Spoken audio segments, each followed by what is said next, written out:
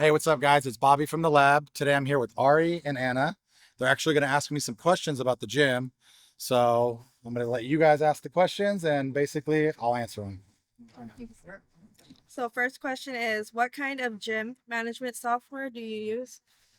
Actually, you know what? When we first started off, and I feel like this is something that happens to anybody that opens a gym, is you're always going to learn like things that work really, really well and things that don't work really, really well, right? And for us, we had a program that didn't work. I won't mention the program, but it basically wasn't very good for us. I feel like it was hard to be able to keep everything tracked, right? Like inventory, there's so much that goes into it, people checking in. So the software that we originally used didn't work really well. We just recently changed probably a week ago to new software, and that's Glowfox. And actually, I love it. It's been really, really easy. It's easy for my staff to use. So right now it's Glowfox, and it's been amazing. Easier check-ins, easier signing people up. You know, anybody that comes into the gym, you have to think like they want to hurry up and sign up, and they want to start working out. The old system, it just took too long. It would be like a 5, 10 minute process, 10-minute process, and like with the new system, it's super, super quick. So right now we're using Glowfox, and it's been really, really good. So next question is, do you have a supplier who wholesales equipment, or how did you find your suppliers for all your equipment? So basically, I would go around to a lot of different gyms. So I'd be in San Diego, Vegas, Miami. I did a lot of traveling. So I'd go to these other gyms and kind of see what equipment I liked. And I would always take pictures of them. So I'd walk in, use a piece, and be like, oh, I really like this piece. Cause I kind of knew in my head, I was like, I'm gonna open up a gym one day. When I do, I want to be prepared. So I would just take photos and like if I saw something in the bathroom or if I saw certain lighting, whatever it was, I would take pictures of it. So with equipment, I definitely did that. I'd use it. I kind of knew what I liked and what I didn't like.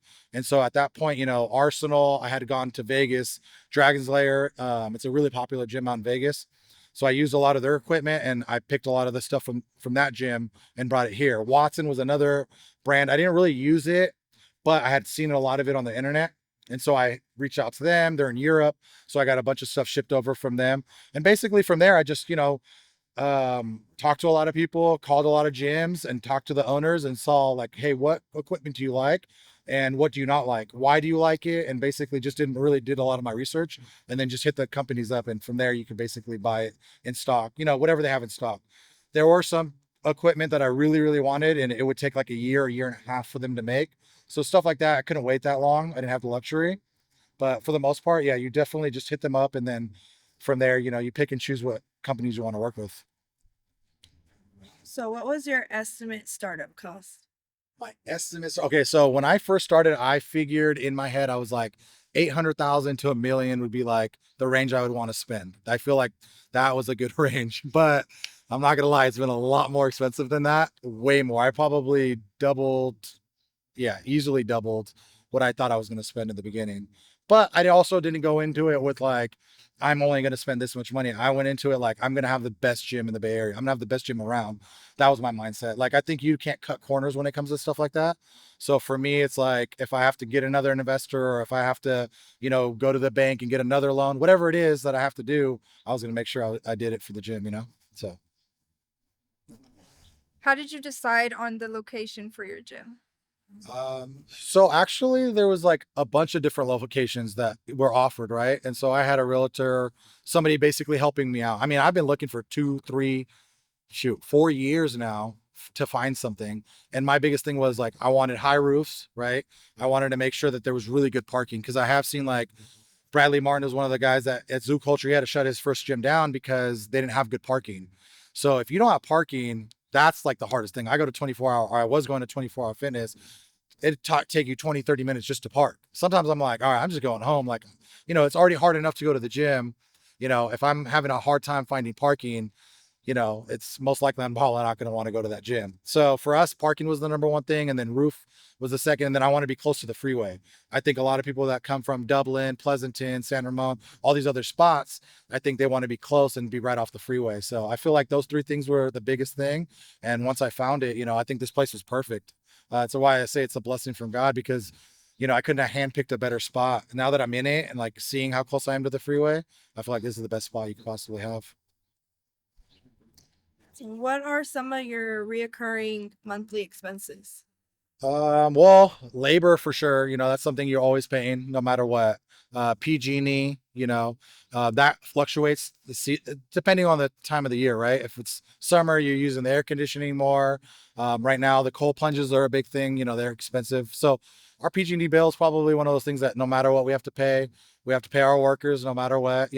I do try to see when we aren't really busy in the gym, like certain hours of the day where I'm like, okay, maybe we don't need someone working at this time. Or if I'm here, usually from 2 to 6, I'm like, why do we don't need another person to be here? I can do it myself. So I try to save a little bit on labor, but for the most part, labor is definitely number one. What market strategies do you use to gain members? My biggest market strategy so far has been social media. I truly believe like the world is ran by social media. I think the more you can put yourself out there with social media, doing YouTube's, Instagram, TikTok, all of that stuff. I mean, that is the way, I think, what is it? Mr. Beast is like the biggest YouTuber in the world. I think he gets more hits on his page than the Super Bowl ads do, right? So I definitely think Instagram is the way to go for sure when it comes to that. That's all I've used. I haven't used anything else outside of Instagram. Yeah. That's all. How do you keep your members happy so they want to keep being members at your gym? What strategies do you implement for like retention? So basically, to keep my members happy, I mean, it's tough. I'm not gonna lie. Like, it could be the smallest thing like music, for example. I have some people that love the music, some people that say we need more country and we need more rock. Some people say the cursing's too much, right? So it's hard to make everybody happy. Sometimes you just have to sit back and make an executive decision, right? Like you have to make a decision on what you want the gym, the vibe to be for the gym. But you also want to listen and make sure you're catering to them as much as possible. If the bathrooms, something's wrong with the bathrooms, I always tell all my members, first thing they do when they walk in, I introduce myself. The second thing I tell them, hey, if there's anything that you need from me, let me know. If something's wrong with the bathroom, toilets, whatever, let me know. I'll fix it. I think a lot of people hate the fact that they go to a gym and a piece of equipment is messed up and it's not fixed for a month or 2 months. Like for me, it's like, if I don't know how to fix it, I'll find someone that can fix it and we get it taken care of. But just listening to them, I think that's the biggest thing is like trying to cater to them as much as possible. Sometimes it's not possible, but when it is, definitely catering to them. Okay. Are there any common problems that go wrong? Common problems? Oh my God. Yeah. Like I've never been one of those people that like have been big into like tools or like just I've never been like a handyman. I've never done that. But since I've worked here, it's like I have no choice. Like I have to fix stuff, and if I can, I'm always like looking around for members. A lot of my members, they really are like they helpful. Like they know what they're doing, and so I ask people, ask my front desk people. Somehow, some way, we figure it out. We do it as a team. But definitely, things fall apart at a gym, and you definitely got to be able to fix it right away, like I was saying earlier. What kind of insurance do you need to have a gym? There's certain assurances. I mean, it's just like everything else. You have your car insurance, you have your house insurance. They have gym insurance. It's a little bit different because people do get hurt at gyms, but that's definitely probably the first thing we did was make sure we had insurance and the coverage to make sure everybody's okay, or if something does happen, you're covered. And the last question is, what's the best advice you'd give to someone wanting to open up a gym? So my best advice is just doing kind of one, if that is your dream and that's something you really, really want to do, I think that like you can do it. I truly do. It's like but you have to love it. You can't just say, oh, I want to open up a gym because I think it'd be a cool thing to do. Trust me when I say this, it is very hard. It's not easy. You have to love it. You have to be able to be here at all times of the day. You're taking phone calls at 6 in the morning, 8 o'clock. Today, when I woke up, I had like 5 or 6 messages basically, hey, we need this, or we're missing towels or something. There's always something that's going to go wrong. But my main thing is like, if it's something you truly love, it's not work, right? And so for me, I would say just follow your dreams. If you're going to have a goal of opening a gym, be prepared. Like anything that you do truly love, like make sure you're prepared and you do take pictures of the equipment that you want, lighting, all of the things that go on in a gym. Make sure that you have all of that stuff taken care of so that when you actually do open it up, like, okay, it's going to be exactly what you want it to be. Well, thank you so much. Yeah, of This course. is really helpful. Yeah, so we can talk a little bit more. I mean, we don't have to just cut it there, but I'll ask you guys some questions and then Great. you know. So what was your why did you guys want to know this stuff? Like you guys obviously want to open up your own gym one day, or Yeah, we're thinking about it if we can find an investor. yeah. So basically, you need an investor. I guess that's the first thing you would need is money to open a gym. But after that, like, is it something that you guys really truly love? Is it something that is just like you guys want to do for a hobby? Like, what is the purpose? What type of gym do you guys want? Stuff like that. I do think that we do really love it. We both go to gym almost every day For years now. My dad's been going his whole life. He would take me as a little girl, even though I wouldn't work out, but I would be there at the gym with him. So I just think it's something, and fitness is really important, today. Health and wellness. Yeah. Yeah.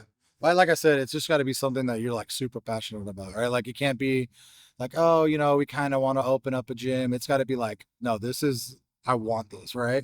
Because trust me, if it's not something you really, really want, it's really hard to, sustain long term.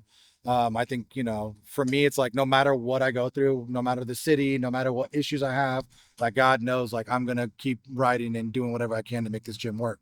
I think that's the most important thing. I think that's why he put me in the position he put me in, is because he knows like no matter what, I'm not gonna quit. I'm gonna keep trying to do my best because I understand that like this isn't just my gym, but there's a lot of people that are really, really happy being in here. And I have a lot of people that have jobs in here that, need to support their family and take care of their bills. And, a lot of people depending on me. So I got to make sure that I'm doing everything I need to do to make sure that this gym is running and is successful.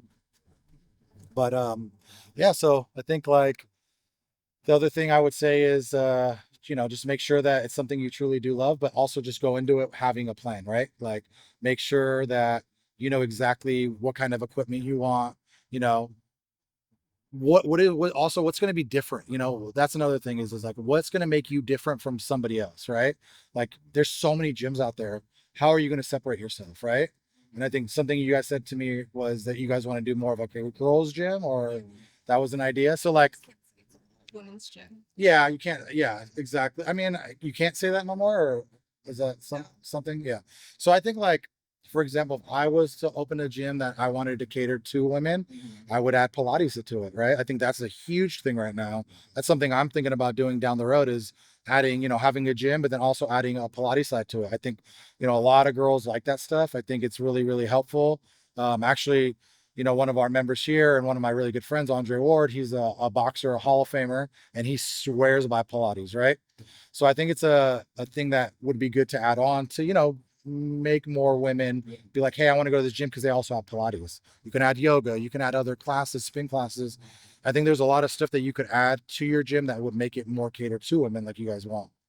Is there a reason why you kind of want to cater towards women? Because I know a lot of women feel uncomfortable working out in front of men. Yeah. And like, if you go to like a commercial gym, you get the creepy guys that stare at you or follow you around the gym. And that's what we try to avoid.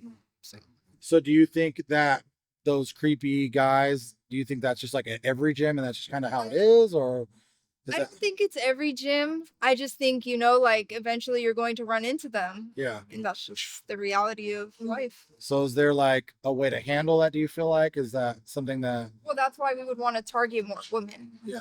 So it would be more girly, like booty workouts, like you mentioned, Yeah. instead of The like, aesthetic yeah. of how it looks too. Yeah. Have it more pink. Yeah, I think if you open up a gym and you cater, women love, I mean, let's be real, women are all about building their glutes. Like, so if they like building their glutes, put a bunch of glute machines in there. Okay, you know that they like to do yoga, like that they like to do Pilates, right? So there's certain stuff that you could do to cater towards them. And I think if you do those things, yeah, you could have like, a lot of women that would definitely love not being around men or, staring at them. And, I think at this gym though, if I'm being totally honest, I just feel like I know everyone in here. And like I said, I talk to a lot of them and I just don't think our guys are like that. I have a lot of women that come up to me and say, this is the one place I can come, wear whatever I want. And I don't feel like I'm going to get hit on or guys are looking at me or some weirdos recording me. I feel like I'm really, really comfortable here. So I think that was my biggest thing is, when you open a gym, you want to make sure your women are comfortable for sure.